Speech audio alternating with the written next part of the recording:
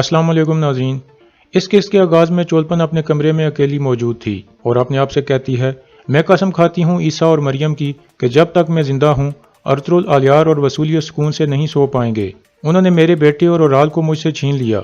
मैं उन्हें इससे भी बड़ा दर्द दूंगी। इतने में वसूलियत बाहर से आवाज़ देता है। चोलपन अपना खंजर उठा लेती है और कहती है, अंदर आ जाओ। अंदर आकर वसूलियत कहता है, कई हफ्ते हो गए हैं तुम यहाँ हो। मैं परेशान हो गया था कि शायद तुम मर गई हो। चोलपन कहती है, जब तक मैं अपना इंतकाम ना ले लूं, मेरा मरने का कोई इरादा नहीं है गवर्नर साहब। मैं वो करूंगी जो आप नहीं कर सके। वसूलियत कहता है, ये तुम कैसे करोगी? तुम तो अपने कमरे से ही निकल नहीं पा रही। इस दौरान चोलपन बार बार अपना खंजर निकालने की कोशिश कर रही थी। फिर वो वसूलियत को कहती है, तुमने औराल को नहीं बचाया, हालांकि तुम ऐसा कर सकते थे। तुमने उसे चारे के तौर पर इस्तेमाल किया। वसूलियत कहता है, तुम ये इल्ज़ाम मुझ पर मत लगाओ चोलपन, वो अपनी बेवकूफ़ी का निशाना बना है। इतने में वसूलियत की नज़र ईसाई मज़हब की अलामत पर पड़ती है और वो हंसते हुए कहता है, वाह चोलपन, तो तुम अपने अकीदे को हर किसी से छुपाने में कामयाब रही। चोलपन कहती है, मैं छुप कर इबादत करती रही हूँ, मैं खुदा के अलावा किसी को जवाबदेह नहीं हूँ। वसूलियत कहता है, तुम औराल से ज़्यादा अक्लमंद और तेज़ हो। यह कहकर वसूलियत वहाँ से चला जाता है। दूसरी तरफ हनली बाजार में अर्तुल कहता है, अब हमारे लोगों के लिए सिर्फ हमारा इत्तेहाद काफ़ी नहीं है, बल्कि हमें उनके लिए कुछ करना होगा। हकीम अर्तुल कहता है, वसूलियत के जुल्म की वजह से बहुत से लोग परेशान हैं और उनमें ज़्यादातर गैर मुस्लिम हैं। अर्तुल कहता है, जब हम इन ज़मीनों पर आए थे तो हमारे पास भी खाने के लिए कुछ नहीं था। हम उनकी तकलीफ समझ सकते हैं। हमारे पास जो भी है हम उनसे बांटेंगे। हमें ना सिर्फ इलाके फतह करने हैं बल्कि लोगों के दिल भी जीतने हैं। आलियार कहता है, काफ़ी वक्त हो गया है, वसूलियत के बारे में कोई खबर नहीं आई अर्तुल साहब। अर्तुल कहता है, वसूलियत हमसे इंतकाम लेने की कोशिश करेगा।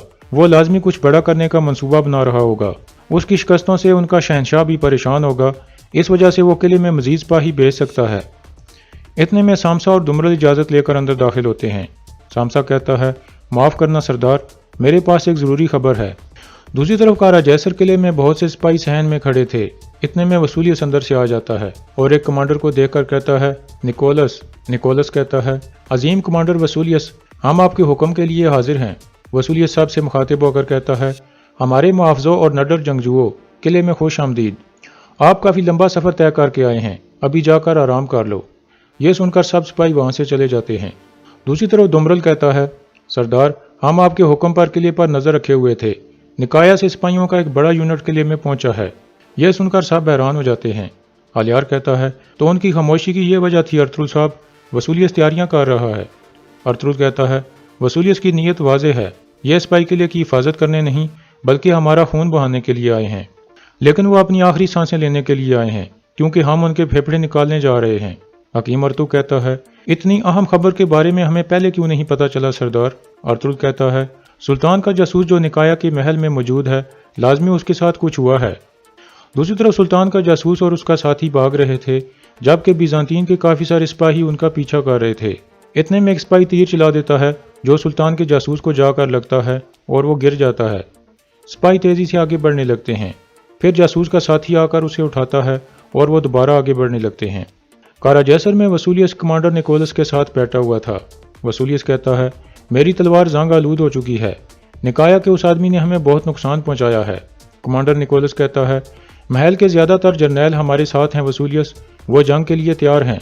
वो हमारे बुज़दिल शहनशाह से तंग आ चुके हैं। वसूलियत कहता है, मैं उसे शहनशाह नहीं मानता, अब वो सिर्फ कब्र में जाने का हकदार है। एक दफ़ा मैं तुर्कों से निपट लूँ, फिर उसकी बारी होगी। उसका तख्त उसकी कब्र बन जाएगा। निकोलस कहता है, अर्तुल ने हमें आहिस्ता कर दिया है, अब वो तुर्कों के लिए एक बड़ी उम्मीद बन चुका है। वसूलियत कहता है, सबसे बड़ा मसला वही है, उसके आने से पहले तुर्क थे जो हमसे छुपते थे, हम नहीं। उसने तुर्कों की हिम्मत बढ़ा दी है। अगर वो मर गया तो तुर्क सारी उम्मीदें हार जाएंगे। कमांडर निकोलस कहता है, काफ़ी अरसा हो गया है आपने कोई कदम नहीं उठाया। तुर्क समझ रहे होंगे कि आप हार मान चुके हो। वसूलियत कहता है, उन्हें समझने दें, मैं भी यही चाहता हूँ। मैं तब उन पर हमला करूँगा जब उन्हें इसकी उम्मीद नहीं होगी। अब यह किला बदल चुका है। काई कबीले के ट्रेनिंग एरिया में सिपाही आपस में प्रैक्टिस करने में मसरूफ़ थे, जबकि तुर्कों और बामसी उन्हें मशवरे दे रहे थे। दूसरी तरफ दूनदार राशन की बोरियां बीजांतीन के लोगों को दिलवा रहा था, क्योंकि अर्तुल ने उनकी मदद करने के लिए कहा था।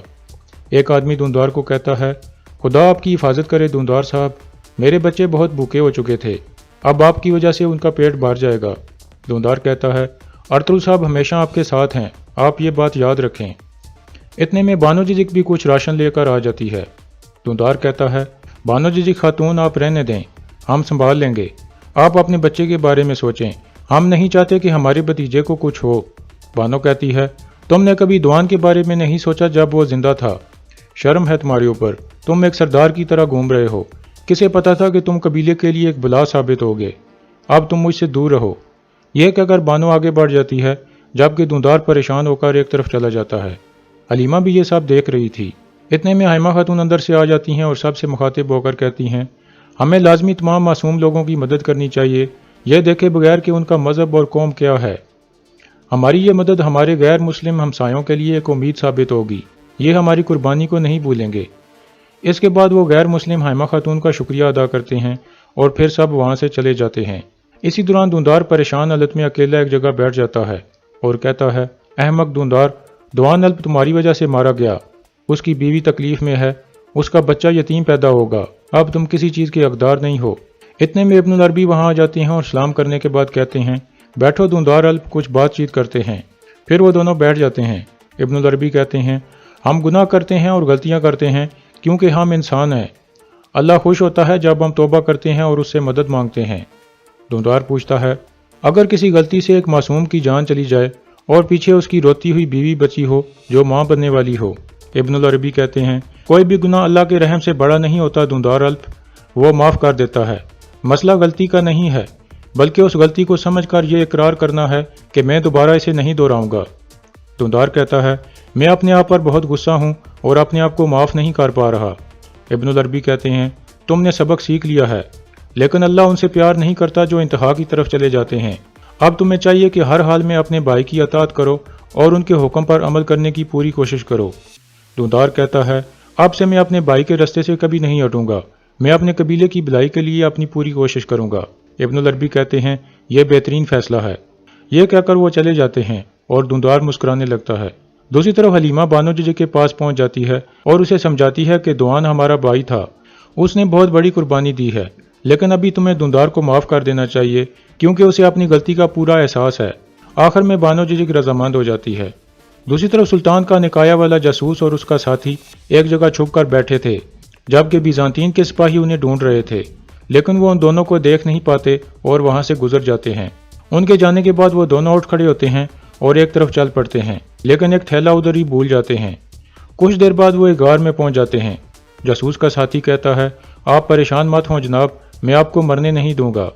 اس کے بعد وہ اس کے زخم پر کپڑا رکھتا ہے اور اسے پانی پلاتا ہے۔